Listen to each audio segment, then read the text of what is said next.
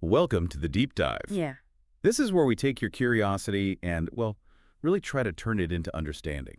exactly. And you sent us your interest in kundalini energy, breath work, and this whole idea of letting go. Yeah, so we jumped into a pretty fascinating YouTube interview. It's originally in Dutch, called Over Kundalini Ademhalen on Loslaten. Which basically means about kundalini, breathing, and letting go. It's from a channel called The New World. Right. And for you, listening, if you want to grasp these concepts, quickly but also deeply, that's our mission here. We're aiming to pull out the core insights from this interview, and we'll also touch on Peter Kamshoor's books, Spiritualiteit en Energie et Kundalini, De Kundalini Kwestie, and De Tweede Geboorte. The goal is definitely for you to feel informed, but not, completely swamped by it all. Absolutely. And Peter Kamshoor, he's a psychologist, a breath therapist, and a meditation teacher. His whole angle is quite body-focused, very grounded spirituality. Yeah, it seems the interviewer was really drawn to his unique take on spirituality and energy. And we're hoping to unpack why that might click with you too. Okay, let's dive in. So Kamshoor's background. Yeah. He started in psychology, right? Had a brief time in India with Osho, Mm-hmm. but he felt he needed something more, sort of rooted in the body. And that led him to Hetty Dreyer back in the Netherlands. And Dreyer, she was a healer, a therapist. She introduced this thing called body-focused healing meditation. That's right. And interestingly, while her methods had links to things like Qigong, other Chinese practices, she apparently often used Christian terms. Huh. What's quite telling is Kamshoor reflecting on, the value of spirituality in society generally, not tied to one religion, but just acknowledging that our inner lives really matter. Yeah, that often overlooked inner dimension. It makes me think of Dreyer's idea of the new human for the new earth. She seemed to believe that real societal change has to start inside, with each of us making an internal shift. Right, this idea that inner transformation kind of prepares the ground for a new reality. It connects really nicely with Kamshoor's book title, De Tweede Geboorte, The Second Birth. The second birth. Yeah. This inner shift was seen as, well, fundamental for making positive changes in our everyday lives. Okay, so let's switch gears a bit to Kundalini energy itself. Kamshoor talks about this in Spiritualiteit en Energie. Okay. He describes it as this innate creative life force we're all born with, like a potential energy reservoir. Like potential, yeah. In Chinese traditions, they call it pre-birth yin. It's concentrated energy. It's not literally a snake coiled up like you sometimes see depicted. Right, that visual metaphor. Uh-huh. And this innate energy it wants to connect, right? Cosmic energy. Exactly. Now, traditional Indian paths, some yoga styles, for example, they often focus on making that connection up at the ground chakra, top of the head. Mm-hmm. But Dreyer's method was different. She really emphasized starting that connection down in the pelvis using specific breathing. Okay, how did that work? Well, her technique involved initiating the inhale from a specific point in the pelvis, just in front of the sacrum. Uh-huh. The whole idea was to allow these two forces, the Kundalini energy coming up from within and a descending cosmic energy, to actually meet and merge inside the sacrum. Inside the sacrum itself. And this Kundalini energy, you said it starts near the tailbone. How does it get into the sacrum? Good question. It needs access to that inner sacral space via something called the sacral hiatus. Sacral hiatus. Never heard of it. Yeah, it's a lesser-known anatomical feature, like a little opening between the tailbone and the sacrum. Apparently, some Indian traditions even call it the cave of Shiva. Wow. Okay, so like a doorway. Exactly, a key doorway for this energy movement. And Dreyer identified a really crucial spot in all this, the chi point, which is around the middle of the sacrum. Chi point. So chi, like life force energy. Precisely, like in Tai Chi or acupuncture, that universal life energy, or prana.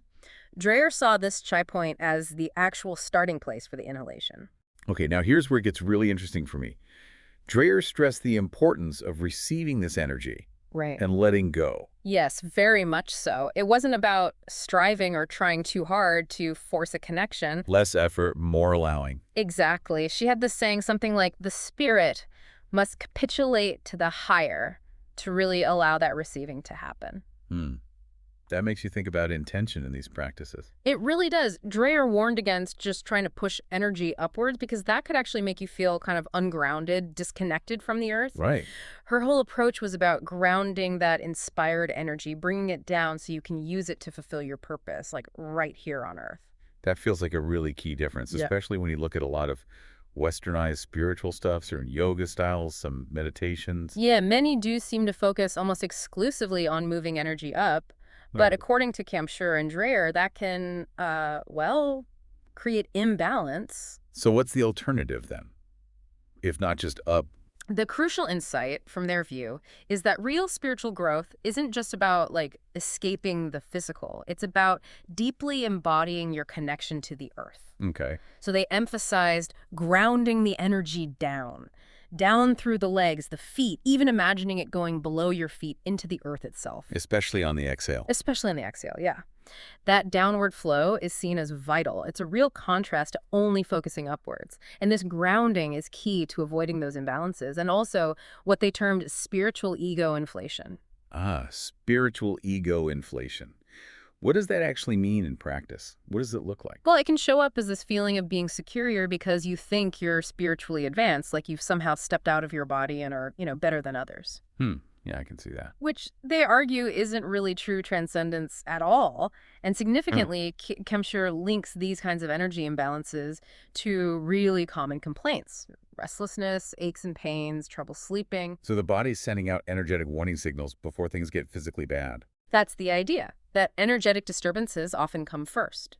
He also talks about how held emotions get stored in specific organs. You mentioned anger. Yeah, in the liver, he said.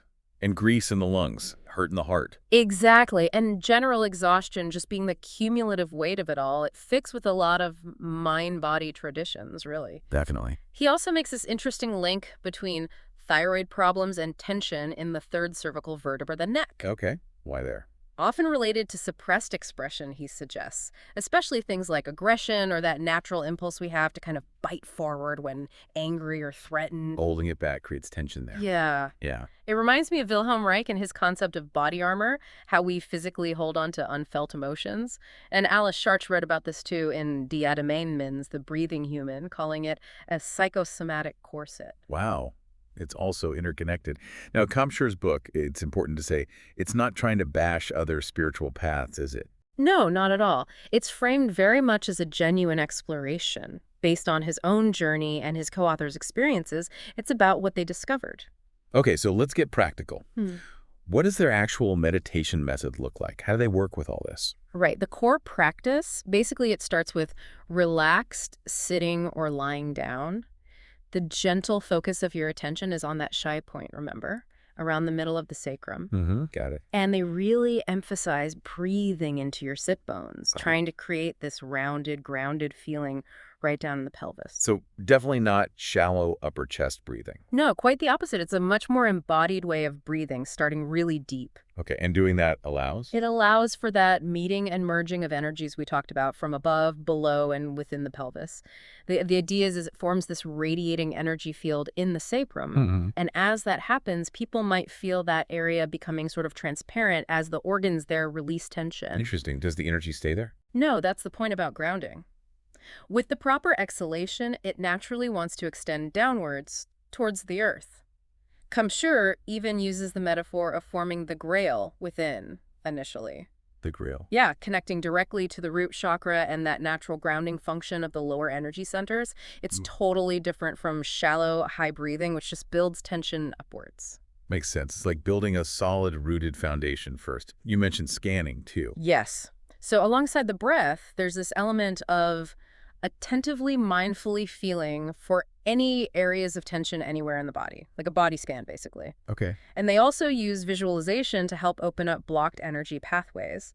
Kamshur calls it acupuncture with your attention. Huh. I like that. Acupuncture with your attention. Yeah. You're consciously directing your focus to where the energy feels stuck or needs attention. And you can use shapes for this. Geometric figures. You can. For instance, if there's tension around the heart, they might trace the energetic connections to the liver and spleen, which in meridian theory are linked to the big toes. These meridians are like energy rivers flowing through the body. So you follow the whole pathway, not just the spot that hurts. Exactly. You're tracing it back to the energetic roots. Then, on the exhale, you might visualize following that energy flow down the meridians, maybe using your fingertips and toes as imaginary outlets to release any unwanted energy. Okay, releasing it out. Yeah. And this practice connects deeply with what's called the etheric body. The etheric body. That's like the first energy layer. Kind of like the energetic blueprint of the physical body, yeah. It's said to contain the meridians, the energetic doubles of our organs. Kamshir actually links this etheric level to Carl Jung's idea of the personal unconscious. Ah, okay. So this meditation helps bring awareness to that level and release patterns held there. But importantly, while the main focus is feeling the energy, if images or memories pop up, Mm-hmm. they suggest reflecting on those after the meditation, not during. The idea is to stay present with the direct energetic experience itself, rather than getting lost in thought. Got it. Stay with the feeling. Now, they also talk about integrating different energy body layers. There's more than just the etheric. Yes, they mention several layers: physical, etheric, then astral or emotional, mental, spiritual, cosmic, and even one called nerdish. Wow, okay. You can think of them as increasingly subtle levels of energy around and through the physical body. The goal is to get them all vibrating harmoniously, working together. And the higher levels are more interconnected. That's the idea, that at those higher energy levels, the sense of separation between beings lessens. There's more of a feeling of unity. So how do you bring in, your conscious stocks, memories, perceptions with these energy worlds? Does that fit in? Well, the key, Kamshir emphasizes, is always the breath in the here and now. It's about moving with the flowing present moment. Okay. He makes a comparison to classic psychotherapy. The goal there is often to free you from the past so you can actually be present now. Right. The breath acts as that anchor to the present, even while you're exploring these deeper energetic layers. So the breath keeps you grounded in the now. Exactly. And as the energy expands and you feel more transparent, as he puts it, your sense of self can also expand. It goes beyond what Alan Watts called the skin-encapsulated ego. That feeling of being separate. Yeah, which Yeah. Kamshir thinks is at the root of a lot of interpersonal problems. It's like the edges of your individual identity start to soften, become more permeable. Mm-hmm. He talks about experiencing shared space and attention, focusing on the overlap in our energy fields, not just seeing ourselves as totally separate centers. Okay. So deep relaxation and letting go helps release that body armor, that isolated ego feeling. And potentially, you might experience consciousness as the space itself, which, interestingly, echoes some ideas in Tibetan traditions, too. Consciousness is space. Yeah. That's a big concept. Yeah. But hang on, if we're all sharing this space energetically, why do we still feel so separate most of the time? Yeah, good question. Kamshir suggests that feeling of separation comes from how we learn to identify solely with our physical body, usually starting in childhood. Ah, it's a learned identification. Right. And that leads to this illusion that we're separate entities needing to defend ourselves. He even touches on birth and time potentially being illusory from this deeper viewpoint. Wow, okay. So it's like we're working with assumptions about reality that might not be the full picture? Pretty much. And that's why the focus comes back to simply doing what needs to be done now, being guided by that inner prompting, rather than getting stuck in over-planning or regretting the past. This inner prompting, intuition. Yeah. Where does that come from in this model? It's seen as arising from the spiritual body, and particularly from what Hedy Dreyer called the healing guideline, that vertical stream of energy we talked about. Okay. Connecting to that stream is supposed to bring a sense of wholeness and provide inner guidance. So you tune into this inner guidance. But how do you know if the guidance you're getting is, pure? Or if it's just your own stuff interfering? That's a crucial point. The practice itself, the proper breathing, staying connected to that vertical stream grounded deep in the earth, is meant to cultivate inner harmony and clarity. So the practice helps you discern. Yeah, it acts like an internal compass that gets clearer over time. It allows you to better sense the authenticity of your intentions and the guidance you receive. He describes feeling that vertical connection as like a warm stream down the back. And noticing it might feel cool if you tune into something negative or not aligned. This kind of sensitivity is something Kamshir uses as a teacher, too. How so? How does he use it when teaching? Well, he mentions actually feeling his students' energetic states within his own body. Like, he might feel tension in his own liver if someone in the group is holding on to anger. Wow, really? Yeah, and that allows him to offer very subtle guidance during the exercises, like energetic feedback. He also notes that group practice seems to amplify the energy for everyone. That makes sense. Yeah. Sounds like a very intuitive, embodied way of teaching. It really is. It's maybe a bit different from how Hedy Dreyer apparently worked. She seemed to have this almost immediate multidimensional perception, accessing knowledge beyond her own thinking. Okay. But for both, there's this emphasis on obedience to received inspiration, moving beyond the self-serving ego as the path to healing and true guidance. Camshire calls it a humble path of love focused on service. A path of love leading to liberation. Ultimately, yeah, moving beyond the isolated ego towards something larger, which brings us back to that powerful idea of letting go so completely that you feel, well, reborn. Right, the second birth idea again. Exactly. Camshire contrasts two views of life's purpose. There's the purely biological one, reproduce and die. Or there's the possibility of developing conscious awareness and experiencing an inner rebirth during this lifetime. And that resonates with older traditions. Definitely. Think of the Chinese idea of birthing the heavenly consciousness or the spiritual heart, or the ancient Egyptian myth of Osiris and Horus. Even in Christianity, the birth of the Christ child in the mystical heart, it's often seen as a personal inner event, not just a historical one. And this ties into Easter concepts too. Resurrection. Yes, second birth, resurrection. These can be understood as describing this whole process. Becoming aware, developing, becoming whole. Dreyer even talked about psychic death. Psychic death. That sounds intense. It does. It means a really deep letting go of the thinking self, the willing self, the emotional self, even that core sense of I am this. Wow. The experience being that awareness itself continues even when that limited self-perception dissolves. It's a radical transformation. And, the interviewer did bring up the political side of all this. Right. How does this internal work relate to the wider world?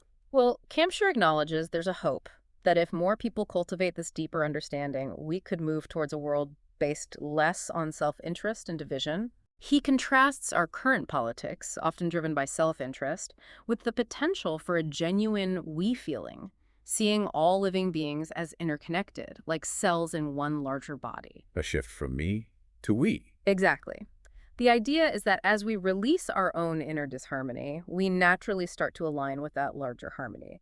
And that could potentially lead to a very different kind of society, one focused on what truly benefits everyone. Well, he doesn't predict the future. No.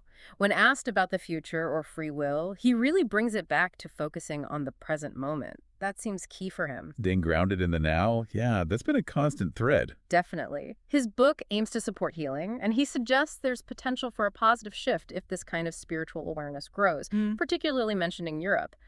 But the core principle is always, help yourself and others by releasing negativity. Simple but profound. Yeah. He paints this potential vision of all beings experiencing themselves as free-flowing, radiant energy, overcoming that misconception that the universe is hostile or just indifferent. That's a beautiful image. It is. It kind of connects with ideas like Bernardo Kastrup's about the subjectivity behind everyone's eye, and maybe seeing yourself through another's eyes with love, as a glimpse of the universe itself being one vast, living consciousness or subject. It's an invitation, really, to be open to these possibilities, perhaps leading to a more, pleasant world for everyone. So wrapping up this deep dive then, we've covered a lot. Kundalini energy as this innate force. Yeah, and the absolute importance of grounding that energy, using breath work that starts deep down in the pelvis. And the power of letting go physically, emotionally, those holding patterns. We've also really highlighted the unique perspective in Kempshire's work that focus on grounding and releasing downwards, which is quite different from some other practices that only emphasize moving energy up. Definitely food for thought.